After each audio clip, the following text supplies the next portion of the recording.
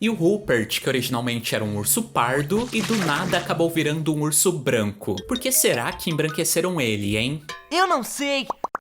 Oi, pessoal! Olá! Eu não sei se vocês já ouviram falar, mas lá no Reino Unido, quando o assunto são obras infantis criadas nesse país, existe algo conhecido como a Santíssima Trindade dos Ursos, que no caso são o urso Paddington, o ursinho Pooh e o Rupert. Todos ursos que já passaram há muito tempo da terceira idade e que não só conquistaram, como vem conquistando diversas gerações de crianças ao longo desses anos todos. O fascínio dos britânicos por esse animal talvez seja explicado pelo fato de por lá ser muito comum a tradição de se presentear os bebês com ursinhos de pelúcia, que geralmente se tornam o primeiro grande amigo das crianças. Não é à toa que no Reino Unido, as obras infantis baseadas nesse animal ainda sejam as mais populares. E sim, o urso Paddington, o ursinho Pooh e, por incrível que pareça, o Rupert também são séries que continuam sim, extremamente populares em seu país de origem. Mas só que dessas daí, eu acho que a gente tem que dar o merecido destaque ao ursinho branco.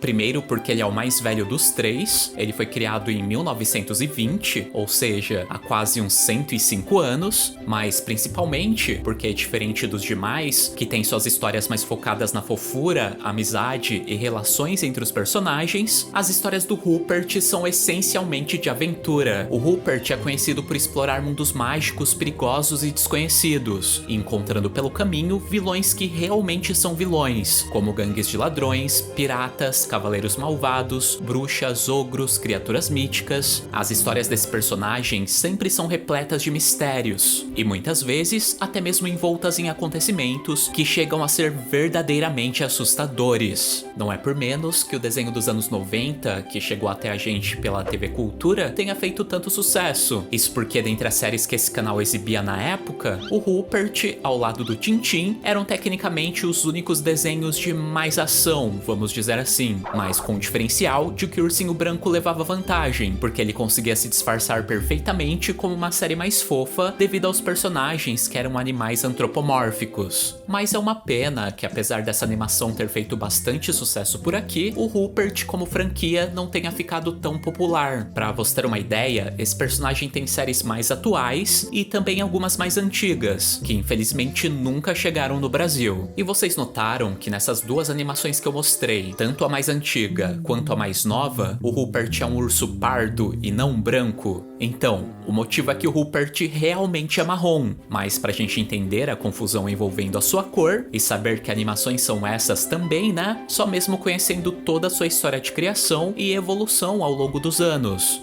Isso! Uma história que, como eu já citei, é centenária e que mesmo lá atrás já era bem à frente do seu tempo. Eu não sei se vocês vão lembrar, mas um dos personagens dessa série era um cientista, e muitas dessas invenções que ele criou há tipo uns 100 anos acabaram realmente se tornando reais algum tempo depois. Seria Rupert a primeira série infantil a prever o futuro? Isso agora é um dilema. Então vem logo comigo conhecer a história do primeiro urso transracial da história. Puxa, isso parece empolgante. Bom, mas antes da gente continuar a nossa história, eu quero aproveitar que 2024 está acabando para te fazer uma pergunta. Você quer começar 2025 transformando a sua carreira? Então aproveite o início do ano para investir no seu futuro, com 15% de desconto na matrícula da maior escola de tecnologia do Brasil. Com a Alura, você tem acesso a formações completas para iniciar na tecnologia, transitar para uma nova carreira ou se especializar ainda mais na área que você já atua. E se você é iniciante ou então está aprendendo uma nova habilidade, não se preocupe. A partir do Plano Pro, você conta com a ajuda da Luri, a inteligência artificial da Alura, que tira todas as dúvidas e ainda fornece resumos sobre o conteúdo que você está estudando. Se dê esse presente de Natal, invista no seu futuro com a Alura. Use o link da descrição e aproveite 15% de desconto na matrícula. Bom, se você nunca tivesse ouvido falar de Rupert e alguém te dissesse que se tratava de uma série infantil britânica, assim como o ursinho Paddington e o Pooh, eu acho que nem passaria pela sua cabeça que esse ursinho fofinho na verdade é um aventureiro e que as suas histórias são repletas de muita ação e mistério, né? E realmente não é muito comum, nem nos dias de hoje, a gente ver ursinhos de pelúcia lutando contra bandidos. Imagina isso então há 100 anos atrás. E pra gente entender o porquê deles terem colocado personagens tão fofinhos fofinhos em histórias desse tipo, primeiro a gente tem que voltar lá pro comecinho do século passado, pro começo dos anos de 1900, para ter uma ideia do que estava acontecendo no Reino Unido nesse campo de obras infantis. Sabe, Bill, desde que acordei hoje cedo, eu tive a sensação que íamos viver uma aventura muito grande. Então, a primeira coisa que você precisa ter em mente é que nessa época, apesar de haverem sim livros infantis para crianças, não era muito comum existirem histórias em quadrinhos infantis. Vale lembrar que ter crianças alfabetizadas era algo extremamente raro, e os jornais e revistas tinham como foco o público adulto. Portanto, no começo do século passado, as primeiras tirinhas, quadrinhos e etc. eram mais focados em comédia, e comédia feita para o público adulto. Essa aqui, por exemplo, era uma tirinha desse período, uma tirinha que satirizava obras clássicas, como Sherlock Holmes. Porém, lá no Reino Unido, tudo mudou graças a essa tirinha aqui, que era uma história muito engraçada, focada em dois preguiçosos, o Willy e o Tim, que faziam de tudo para levar uma vida fácil e não precisar trabalhar, e que foi o primeiro quadrinho britânico a fazer muito sucesso com as crianças. O formato de tirinhas da época também era muito conveniente para isso. Havia o texto que os pais liam para os filhos e logo acima a imagem para as crianças se contextualizarem. E foi a partir dessa obra que as editoras de jornais e revistas da Grã-Bretanha decidiram focar nesse público. O primeiro quadrinho realmente infantil desse país, aliás, foi esse aqui, o Tiger Tim, um tigrinho que estudava numa escola com vários outros animaizinhos e que ganhou novas tirinhas ao longo de quase 80 anos. E vendo que as vendas aumentaram, logo os jornais de grande circulação também quiseram ter os seus animais fofinhos antropomórficos para chamar a atenção das crianças. O The Daily Mail lançou em 1915 o Ted Tail, que era um rato que sempre estava presente em diversos eventos históricos e contos de fadas. O jornal Daily Mirror criou em 1919 as tirinhas do Pip, Squeak e Wilfred, que era uma família confusa de animais formada por um pai cachorro, uma mãe pinguim e um filho coelho. Já o jornal Daily Express, vendo que as vendas dos seus concorrentes haviam aumentado bastante graças à adição das tirinhas de animais, também decidiu criar a sua. E é aí que vai surgir o Rupert, o urso, em 1920.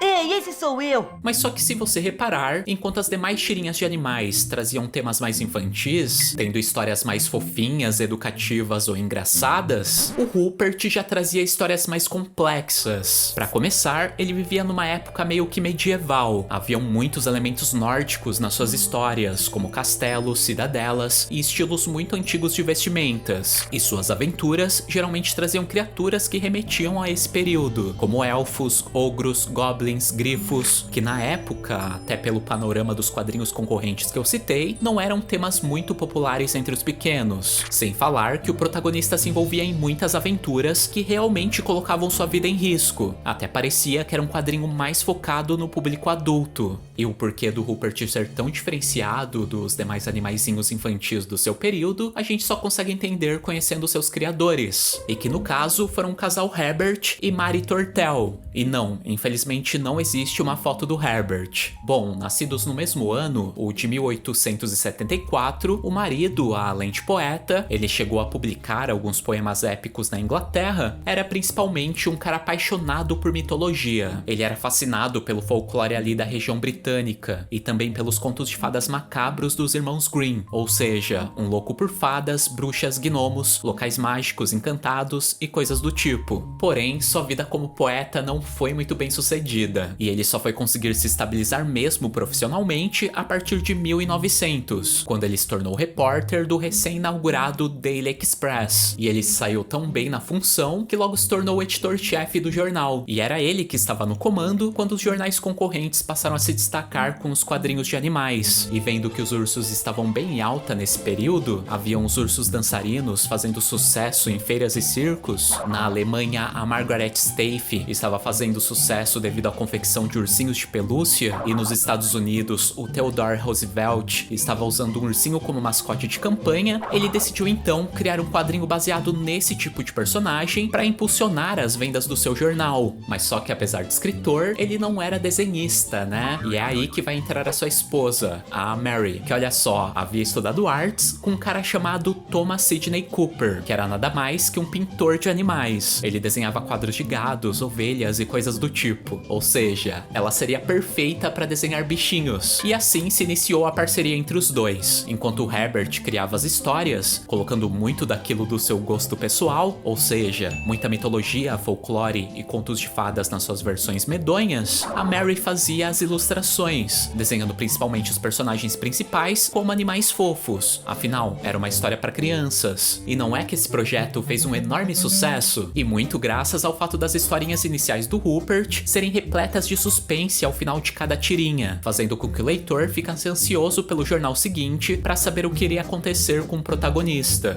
E sim, o Rupert era lançado diariamente, com historinhas que se estendiam por semanas. Imagina o quanto de quadrinhos não foram feitos nesses mais de 100 anos. É uma longa história. Mas claro, tinha suspense, mas sempre seguindo uma mesma fórmula, pra não deixar as crianças preocupadas. Até porque toda a historinha tinha meio que um ciclo que sempre se repetia. No caso, começava com Rupert saindo de casa, depois tendo uma aventura, mas no final, sempre retornando em segurança pra sua família. Bom, e assim os anos foram passando, e obviamente cada vez mais personagens foram sendo incluídos em cada nova aventura. Além dos pais, o Senhor e a Senhora Urso, que já apareciam desde o primeiro capítulo, em aventuras subsequentes surgiram o Texugo Bill, o Porco Barrica, o Professor, o Cachorro Valdo, o Eduardo Elefante e vários outros. É sério, essa série tem personagens pra caramba. O que a gente viu no desenho não é nem metade do tanto de gente e animais antropomórficos que apareceram nos quadrinhos. E claro, por ter ficado em publicação por tantos anos, obviamente vários autores e desenhistas se revezaram na criação das histórias. O Herbert, infelizmente, faleceu em 1931. Daí a Mary continuou fazendo os quadrinhos sozinha até 1935, quando ela abdicou por problemas de saúde, passando a bola pro Alfred Bestal, que foi um cara que expandiu muito as histórias. Tecnicamente, os personagens coadjuvantes mais populares foram criados por ele. No final dos anos 70, quem assumiu os quadrinhos foi o John Arrold, e nos anos 2000, ele foi sucedido pelo Stuart Truth, que teoricamente é quem atualiza a série até hoje. E sim, o Rupert continuou no mesmo jornal, ainda por muitos anos com histórias inéditas, mas eu acredito que agora o jornal não faz mais histórias novas, e sim só republicações. Uma curiosidade é que a primeira vez que o Rupert apareceu colorido, lembrando que no começo dos quadrinhos ele era em preto e branco, foram em livros publicados pela própria Mary Tortel na década de 20, onde, olhem, o Rupert era um urso pardo, ele era um urso comum marrom. O quê? Já a confusão com a cor só foi ocorrer na década de 30, quando o jornal teve a ideia de fazer uma publicação compilando várias histórias publicadas durante o ano, mas dessa vez coloridas. E foi aí que eles repensaram a cor do ursinho, já que iria ficar muito caro imprimir um urso marrom em cada quadrinho das tirinhas. Então do nada, eles decidiram mudá-lo para branco, para economizar dinheiro.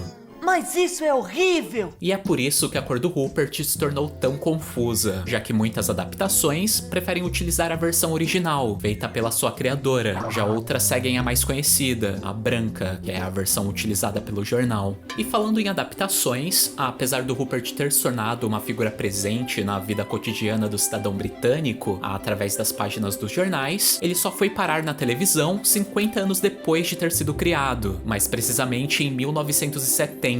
Através de uma série muito fofa e com um estilo que só os britânicos sabem fazer, que é o estilo de marionete.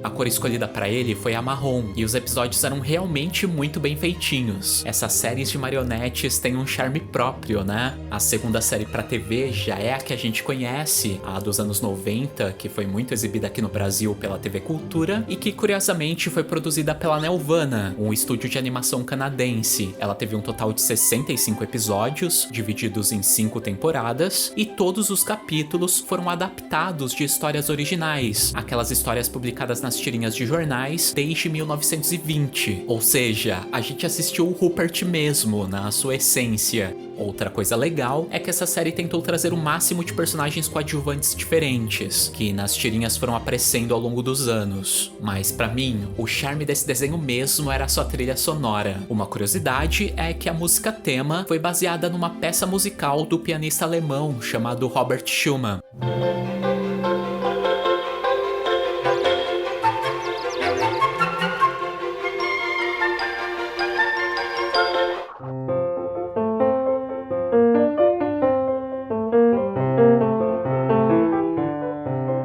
Fascinante. Já a última série baseada nesse personagem foi lançada em 2006, que foi um stop motion chamado Rupert Bear Follow the Magic, que sim, apesar de ter mantido a essência de aventuras, a fez de uma forma bem mais infantil, vamos dizer assim. Ou seja, não tinham vilões, apenas visitas a locais mágicos, onde os personagens conheciam alguns seres míticos.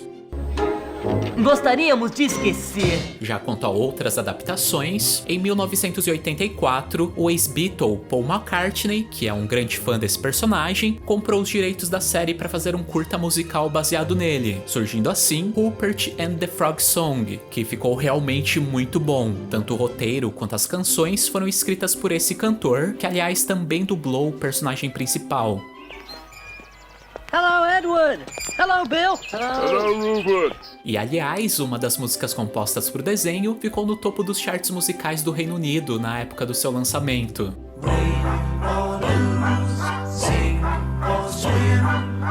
Já a história é totalmente original e fala sobre a visita do Rupert ao Reino dos Sapos, onde ele vê uma apresentação deles cantando e aonde ele também o salva do ataque de uma coruja. Já uma outra curiosidade é que por volta dos anos 2000, eles até pensaram em fazer um filme desse personagem, e em live action, que aliás seria produzido em Hollywood. Porém, por algum motivo, ele nunca foi pra frente. Uma outra coisa bem legal de Rupert é que por sua história possuir um personagem cientista que cria umas máquinas loucas, e por ser uma série que tem mais de 100 anos, muitas das invenções tecnológicas malucas, de certa forma, acabaram se tornando reais com o passar do tempo, como esse helicóptero com asas, por exemplo, que deve ser de uma tirinha dos anos 30, e que possui praticamente o mesmo conceito de um tilt rotor, que só foi surgir em 1983. Já essa máquina que esquenta comida foi desenhada antes da invenção do micro-ondas. Estranho. Muito estranho. E eu aposto que se os britânicos pegarem quadrinhos ainda mais antigos, mais coisas desse tipo vão aparecer. Lembra que me disse que levantou hoje cedo com a sensação que iríamos ter uma aventura bem grande? Lembro. Da próxima vez que sentir isso, me faz um favor, tá bom? O quê? Volta pra cama!